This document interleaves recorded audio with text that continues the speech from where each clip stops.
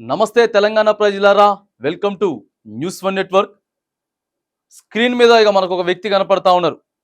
మళ్ళీ బర్రెలక్క స్క్రీన్ మీదకి వచ్చింది.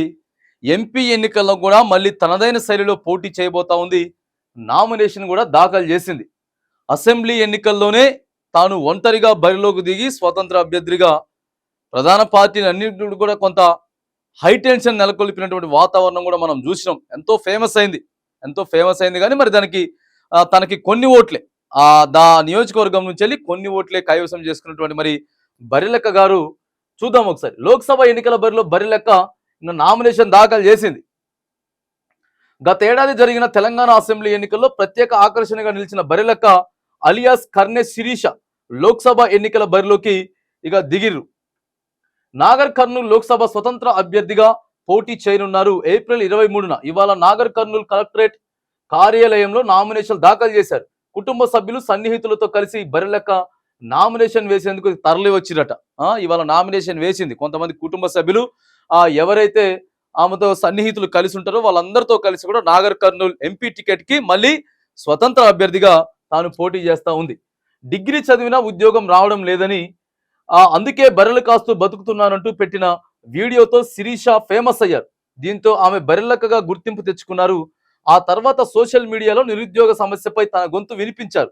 గతేడాది జరిగిన తెలంగాణ అసెంబ్లీ ఎన్నికల్లో నాగర్ కర్నూలు జిల్లా కొల్లాపూర్ నుంచి స్వతంత్ర అభ్యర్థిగా నామినేషన్ వేసి అందరి దృష్టిని కూడా ఆకర్షించారు. ఇక ఆమె అంతకుముందు కొల్లాపూర్ నుంచి వెళ్ళి పోటీ చేసింది కానీ దాదాపుగా 5,700 ఓట్లు ఎంతో పడ్డట్టున్నాయి. గంతే ఓట్లు పడ్డాయి కానీ అక్కడ ఆ నియోజకవర్గంతో పాటు జిల్లా వ్యాప్తంగా కూడా తాను కొంత టెన్షన్ అయితే క్రియేట్ చేసినటువంటి వాతావరణం మనం అప్పుడు చూసినాం.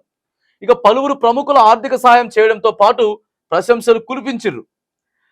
నైతికంగా విజయం సాధించానని చెప్పి అప్పుడు బర్రెలక్క చెప్పింది. ఇక అసెంబ్లీ ఎన్నికల్లో బర్రెలక్క ఓటమి పాలైనప్పటికీ నైతికంగా గెలిచారు. 5,754 ఓట్లు సాధించి 4వ స్థానంలో నిలిచారు.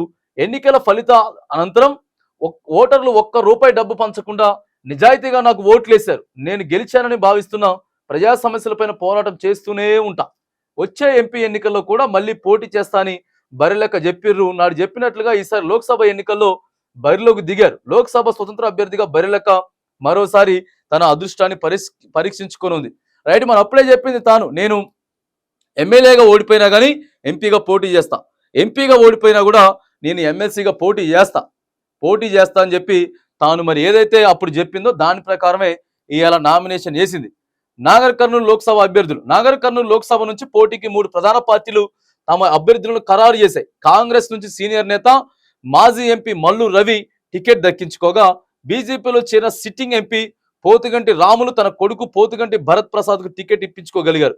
బీఎస్పీ స్టేట్ చీఫ్ హోదాలో ఉండి ఆ పార్టీకి రాజీనామా చేసిన మాజీ ఐపీఎస్ఆర్ ఎస్ ప్రవీణ్ కుమార్ కు బీఆర్ఎస్ లో చేరి ఆ పార్టీ అభ్యర్థిగా ఇక పోటీ చేయబోతా ఉన్నారు. మరి ఇక ప్రధాన పార్టీలన్నీ కూడా నాగర్ కర్నూలు టికెట్ నుంచి ఆశించినాయి. ఇక ప్రత్యేకంగా మనం చెప్పాలంటే ఏదైతే తాను బీఎస్పీ నుంచి వెళ్ళి పార్టీ చీఫ్ గా ఉన్నటువంటి ఆర్ఎస్ ప్రవీణ్ కుమార్ బీఆర్ఎస్ పార్టీలోకి పోవడంతో పాటు కేసీఆర్ కూడా ఆయన అక్కడి నుంచి వెళ్ళి అభ్యర్థిగా ప్రకటించాడు. మరిగా వీళ్ళందరికీ కూడా ధీటుగా పోటీగా బర్రెలక్క కూడా బరిలోకి దిగబోతా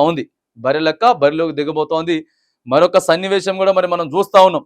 ఇక తాను మళ్ళీ ఏదైతే ఉందో మరొక 2 రోజుల నుంచి వెళ్ళి ప్రచారం మొదలు పెడతారు. ఒక 15 రోజులైతే హోరాహోరీగా ప్రచారం జరగబోతా ఉంది. మరి ఎవరైతే ఉన్నారో మరి ఎంతమంది మద్దతు తెలుపుతారు, ఈసారి మరి తనకి ఎన్ని ఓట్లు రాబోతా ఉన్నాయి అంశం కూడా మరి మనం ఇక్కడ చూస్తా ఉన్నాం. ఏది ఏమైనా కానీ బర్రెలక్క మాత్రానికి నాగర్ కర్నూలు ఎంపీగా పోటీ చేయడానికి తాను స్వతంత్ర అభ్యర్థిగా ముందుకు వస్తుందనేటువంటి వార్త కూడా మనం ఇక్కడ క్లియర్ గా చూస్తా ఉన్నాం.